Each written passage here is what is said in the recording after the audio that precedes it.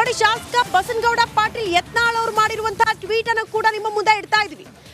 ಮಂಡ್ಯದ ಕೆರಗೋಡಿನಲ್ಲಿ ಆಗಿರುವಂತಹ ಪ್ರಕರಣದ ಬೆನ್ನಿಗೆ ಶಿವಾಜಿನಗರದ ಸರದಿ ಅವರು ಟ್ವೀಟ್ ಮಾಡ್ತಾರೆ.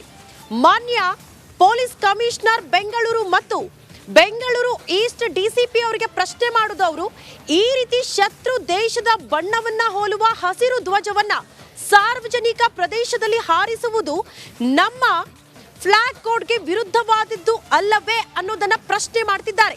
ಈ ಕೂಡಲೇ ಇದನ್ನ ತೆಗೆದು ಇಲ್ಲಿ ರಾಷ್ಟ್ರ ಧ್ವಜವನ್ನ ಹಾರಿಸಿ, ಶಿವಾಜಿನಗರ ಇರುವುದು ಭಾರತದಲ್ಲಿ ಪಾಕಿಸ್ತಾನದಲ್ಲಿ ಅಲ್ಲ ಅನ್ನೋದನ್ನ ಬಸನಗೌಡ ಪಾಟೀಲ್ ಇಲ್ಲಿ ಟ್ವೀಟ್ ಮಾಡೋ ಮೂಲಕ ಆಕ್ರೋಶವನ್ನ ಹೊರಹಾಕಿದ್ದಾರೆ.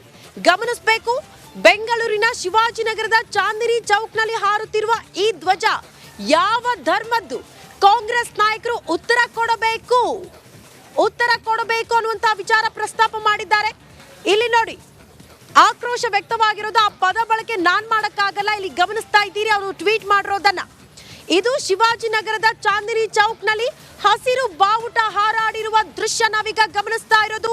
ಇದೇ ಫೋಟೋವನ್ನ ಶಾಸಕ ಬಸನಗೌಡ ಪಾಟೀಲ್ ಯತ್ನಾಳ್ ಅವರು ಟ್ಯಾಗ್ ಮಾಡೋ ಮೂಲಕ ಆಕ್ರೋಶವನ್ನ ವ್ಯಕ್ತಪಡಿಸಿದ್ದಾರೆ. ಶಿವಾಜಿನಗರ ಕೂಡ ಭಾರತದಲ್ಲಿದೆ, ಪಾಕಿಸ್ತಾನದಲ್ಲಿ ಅಲ್ಲ.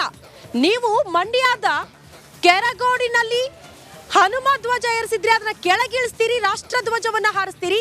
ಇಲ್ಲಿ ಯಾಕೆ ಆ ಬೆಳವಣಿಗೆ ಆಗಲ್ಲ ಅನ್ನೋದನ್ನ ನೇರವಾಗಿ ಶಾಸಕರು ಪ್ರಶ್ನೆ ಮಾಡ್ತಿದ್ದಾರೆ.